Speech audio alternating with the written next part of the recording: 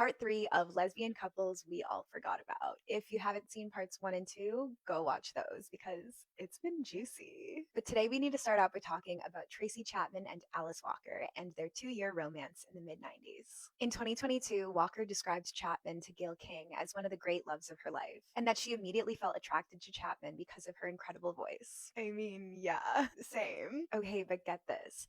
The Root wrote that, according to internet lore, Chapman actually dated Alice's daughter, allegedly, Rebecca Walker, whom Alice has been estranged from on and off. And that Alice, who is 20 years older than Chapman, actually stole Tracy from Rebecca.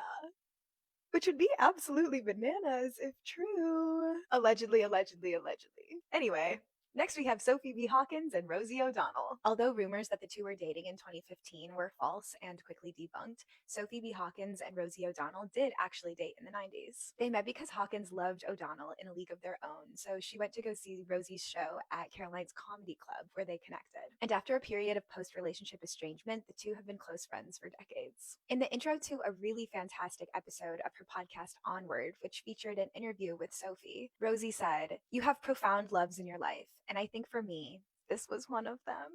Okay, I'm good. Which brings me to Michelle Indegliocello and the aforementioned Rebecca Walker. Writer and activist Rebecca Walker was in a long-term relationship with bisexual singer Michelle Indegliocello, a pairing which After Ellen says was for years the most out couple in the Black lesbian community. They met because Michelle saw her picture in the paper, showed up to her reading, and that night asked Rebecca to write her liner notes. The two co-parented Indegliocello's son Solomon, who was born in 1989, and Walker continued to help raise Solomon after their breakup, which is just one example of their generous approach to romance. In a Curve magazine interview in 2003, when asked if it was difficult to tour with an album written about Walker, Indegliocello answered, "Not at all. I'd probably sing to her every night. Some people, they love each other, and then they take the love away. I'm not really like that.